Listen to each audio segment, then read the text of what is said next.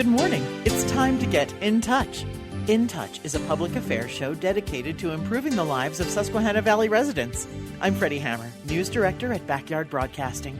Now, for 20 years, Uptown Music Collective has made high-quality music education available to all ages, races, colors, creeds in Williamsport, and I'm a big fan. And I can't wait to speak about the program itself, as well as some available scholarships being awarded this summer with Jared Mondell. He's the Assistant Executive Director of the Uptown Music Collective. Good morning, Jared. Good morning. How are you? Thanks for joining us today. It's exciting to have a little news about the Uptown Music Collective because I love them so much as just performers in Williamsport. You guys did a great job with the Pink Floyd show. Oh, thank you so much. I'm so happy to be here to talk to you today. Absolutely. So we are excited about the scholarship program. You're going to be providing 13 scholarships for people who want to apply that can come to the school next fall. First of all, yes. Tell us about how that came about, the scholarship program. Has that been happening for 20 years? The scholarship program, pretty close. Mm-hmm.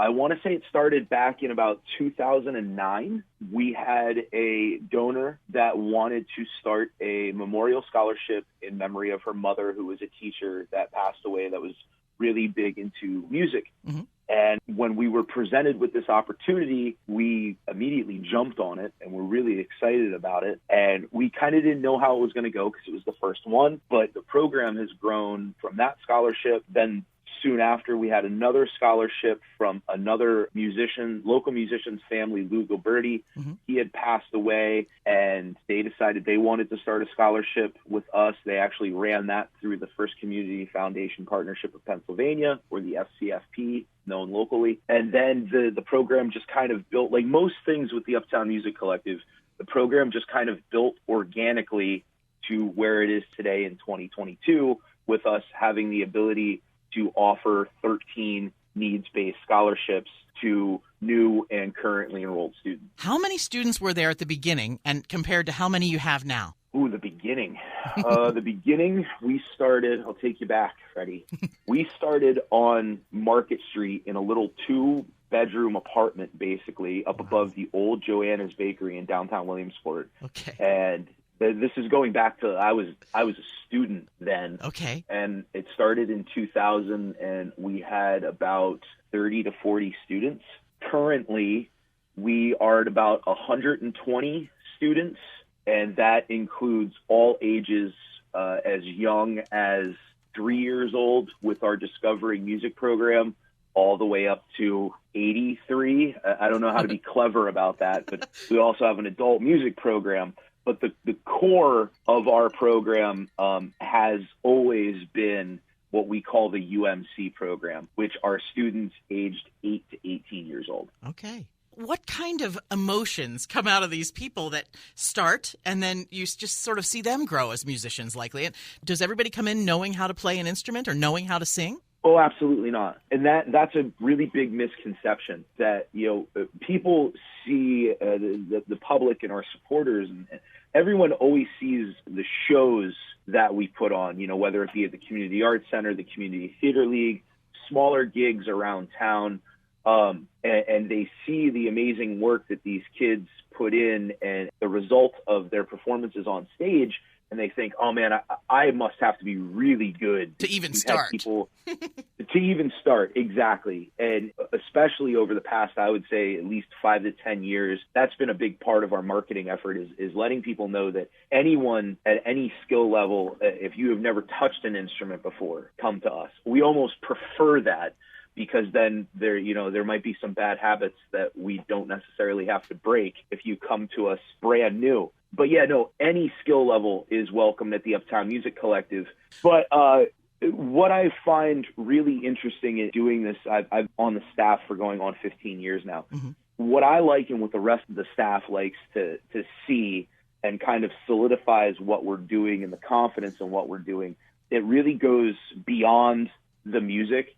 Yes, the students get really good at their instruments. They get proficient. They get confident in what they're doing. But beyond that, it's how they kind of change as a person. Mm-hmm. I can't tell you how many really kind of closed off, shy, introverted kids that we have had start at the Uptown Music Collective.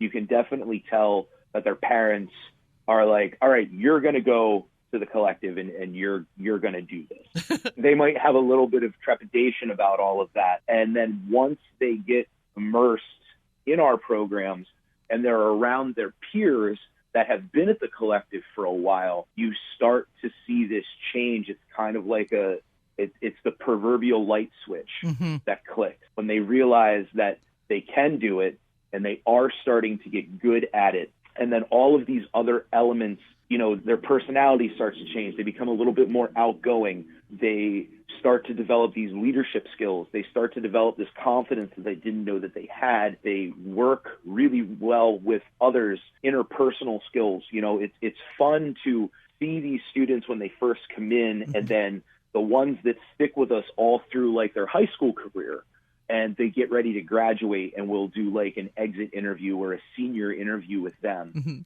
All of the things that they tell us that they're learning that are byproducts.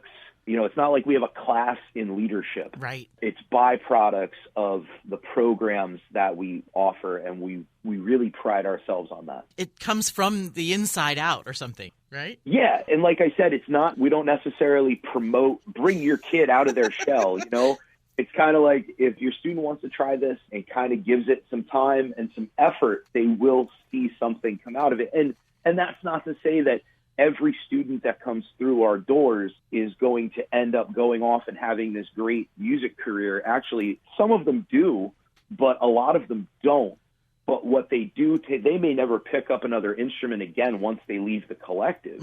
But what they do take with them are all of the other experiences they've had at the school that has helped them move along as a person. I play the viola, and I have since third grade, and it's exactly right. I don't do anything professionally with it, but it enriches my life when I do pull it out of the closet and play with an ensemble or something. It's something you can do for the rest of your life. Absolutely. And this is right now with colleges ending and high school coming to an end, this is the time of year where we start to see all of that, whether it's us speaking with our senior students and them telling us those stories, or better yet, when the alumni come back and, hey, I didn't pick up my guitar all semester long because college was so busy, but, I had these 3 group projects and I was assigned to be the leader, and, I had to work with this person, and have clear and concise communication with them, and they wouldn't have been able to do that and have those experiences if they weren't at the collective, and they attribute that to us. So people are musicians when they come to the Uptown Music Collective or work to become musicians.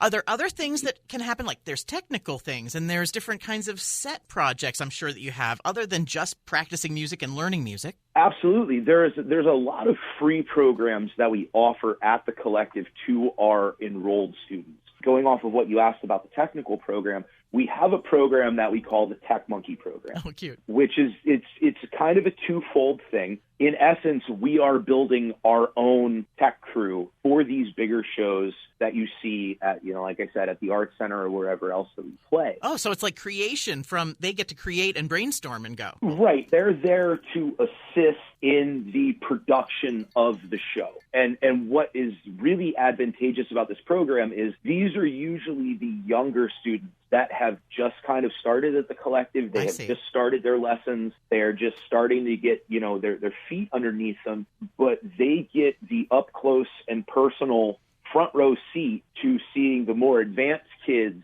play and how they interact with each other and how they interact with the staff and the ideas that these older kids come up with. These younger kids are right there for it, and They can sit and they can watch. And that's another thing that, when you talk to the older students that are graduating or the alumni, they will say programs like the Tech Monkey program really solidified what they wanted to do. When they watched us do a performance, when we did a tribute to Queen or something like that, and they were like, I was on the sidelines for that. I was doing the Tech Monkey work with that, but I got to see it up close and personal. And then I ran home and started practicing my guitar 3 hours a day. That's fantastic. That's the kind of stuff that we really like. And then beyond that, not everybody is going to be a musician. And that is fine, with the program like a Tech Monkey program, or we also have a program called the Eye on Uptown program, which has a lot to do with video and marketing and all of these behind the scenes skills that a musician usually needs or these students can learn how to do this to help other people, and they become comfortable in those roles as well. We have students that, they might not necessarily want to perform, or they might not necessarily have the skills to perform, but they are great at the behind the scenes stuff. They can edit the videos for promotion, and they can set up all of the technical aspects of things and be able to troubleshoot things on the fly. So it's a really all-inclusive program, no matter what the level of student is. I think that when you had the pandemic and did a lot of the things online, that was probably an entire department of what do we do to get this to the people who can't come to the Community Arts Center to see our show. That was a massive learning curve. And I know it sounds weird to say, but it was us with the pandemic, and especially having to shut down for those number of months. There was definitely that proverbial silver lining in there because we immediately pivoted to online lessons. We tried very hard not to even skip a beat, sure, although there was a massive learning curve to it. But then beyond that, the students still kept up their communication with each other, their communication with their teachers. They had to be even a little bit more on the ball to make sure that they were getting done what they needed to get done. And then beyond that, when you start looking at the performance program end of things, we had to, I specifically, but a lot of the students as well, had to figure out, okay, how are we going to live stream this show? We've always filmed every event we've done, but we've never really done something live, raw, unedited, and put it out to the world to see, literally the world. I think the first one or two live streams that we did, we had people watching from like Germany. Wow. Which was really cool, and we didn't know about it on the front end, but we started getting messages and emails after the show had happened that they were like, yeah, I was watching in Germany, or I was watching in Canada. You guys are great. So it opened up a kind of a new world for us, where now we can do these live streams, and the ticket numbers may be kind of low compared to the people in the house, but we're still able to expand our reach through this kind of stuff. And the kids are all right there for it, along for the ride. And they learn so much, because here we are now going forward with these kind of skills. They're going to need it for another program that may happen in the future or whatever. It's just all win-win for everybody, and I love it for you and them. Absolutely. Technology is not going away anytime soon. It's just getting bigger and faster. So being able to have us on the cutting edge of things, that's another program. We have an in-house studio, a project studio that the students have full access to. There are students that love doing that, and they find that that's what they really want to do when they get out of high school, is have some involvement with music recording and music production, something like that. And, they have access to the studio. So when they graduate and they go to schools, like there's a school down in Nashville called the Blackbird Academy. We've had a couple students graduate and go there. And it's because of that foundation that they got, in our little project studio at the Uptown Music Collective. Tell me how Dave Broomball assists the kids now. Dave does just about everything. Okay. He can squeeze into his schedule. He's still teaching guitar lessons. He's teaching classes. He's teaching workshops. He oversees the entire curriculum for the school. He must be so inspiring. The kids absolutely say that about him. He's a taskmaster, but he can get the best out of the students, and that's what they really appreciate. But where Dave really shines is in our performance program. He can see the potential in students that may be a little bit shy, a little bit introverted. And the first time they get on the Community Arts Center stage, you may not even recognize them at all. They might just be in the background, playing their part. They're not really stepping forward that much. They're not looking for the limelight. And 2-3 shows later, after working in that program with the kids and with Dave, they're right out in front. They're confident. They're proud. They're excited. That's the lightning in the bottle element of Dave Broomball and his work with the students. Well, I have enjoyed several of the shows since I've been in Pennsylvania here. I've loved the Steely Dan, the Doobie Brothers, the Billy Joel, the Elton John, the Pink Floyd, Fleetwood Mac. It was just incredible. And I'm just really excited about the next one. I know that you guys have a lot of things that you have to decide, but when does that begin, the decision for the next show?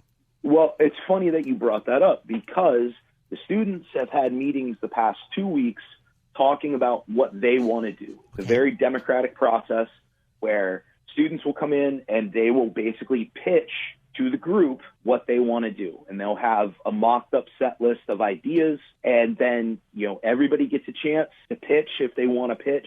And then the students have an internal voting process to see what they want to do and what's going to win, basically. They obviously run that past myself and Dave to kind of get the viability. Is this something that will work? Mm-hmm. If they would pitch us a Yakov Smirnoff cover or something like that, no, we can't do that. But the other element of us picking shows is something that we started a couple years ago and we really, really liked. We have a People's Choice show, which is our fundraising show that happens every January for one night only at the Community Arts Center. The Billy Joel and Elton John show that you spoke of, mm-hmm. that was one of those shows, and that was the time that we sold out the Community Arts Center. That was a good one. I loved hearing you say that on stage. That was so great. How that works is actually, I was working on this yesterday. Next week, we will be putting out the first round of the People's Choice voting. Okay. So it'll be sent out on our social medias. It'll be sent out on email, all of that kind of stuff. It'll be on our website as well, uptownmusic.org. And the first round it's a shotgun blast.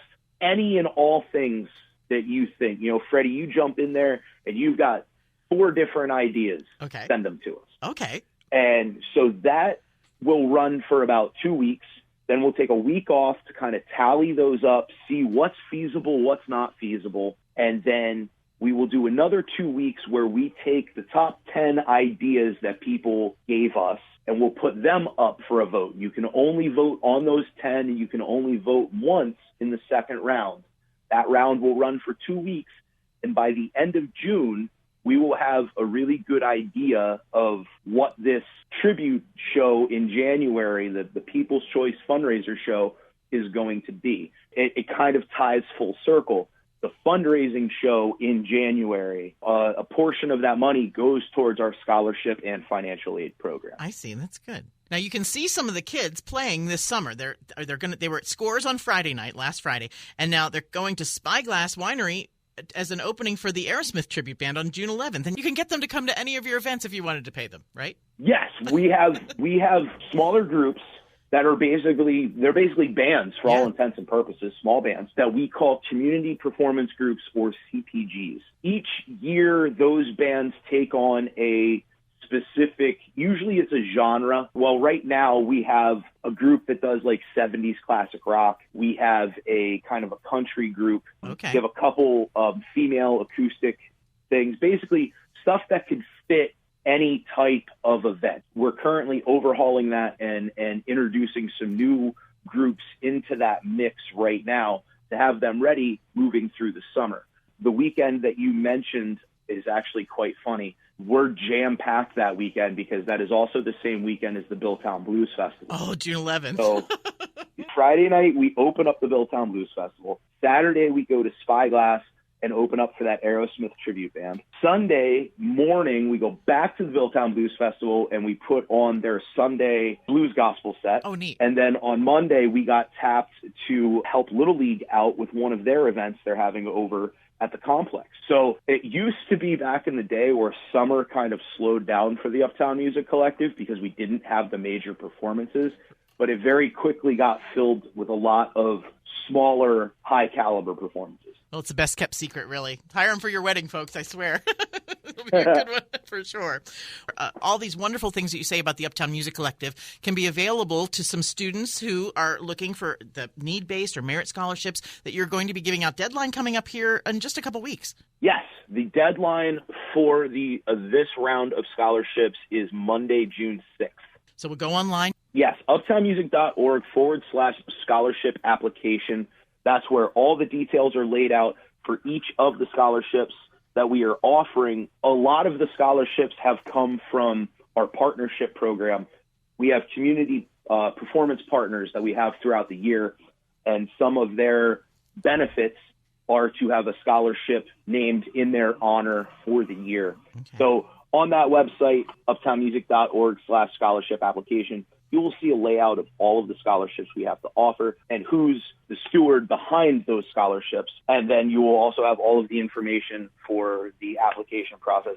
The application process is all online. And it's quite simple, honestly. It's answer a few questions. There's a little essay portion that is needed, and you submit it, and then our scholarship committee begins to review it. We hope to be able to announce the scholarship winners by mid to end July. Well, okay, I can't wait to see the new musicians next year. I'm on track for getting the tickets for every single show because it's worth every single minute in the Community Arts Center. Thank you, Freddi. I greatly appreciate it. Well, we'll look forward to seeing lots of things on social media, and thank you again for your job as an Assistant Executive Director at the Uptown Music Collective, and thank Dave for us, too, for being the inspiration for this wonderful program here in our area. Absolutely, I will do. Thank you, Freddi. In Touch is locally produced in our studios at 1685 4 Mile Drive in Williamsport. To get in touch with us regarding questions, comments, or topic ideas, call weekdays between 8 and 5, 570-323-8200. You can also write to us at 1685 4 Mile Drive, Williamsport, PA 17701. Attention Freddi Hammer. Or email me at fhammer@backyardbroadcasting.com. For archived programs of our In Touch series, you can subscribe to our YouTube channel, Backyard Broadcasting. Each current weekly program is featured on the Backyard Broadcasting websites. Individual opinions expressed here don't necessarily reflect the opinions of the management or staff. Thanks for listening to In Touch, a production of Backyard Broadcasting.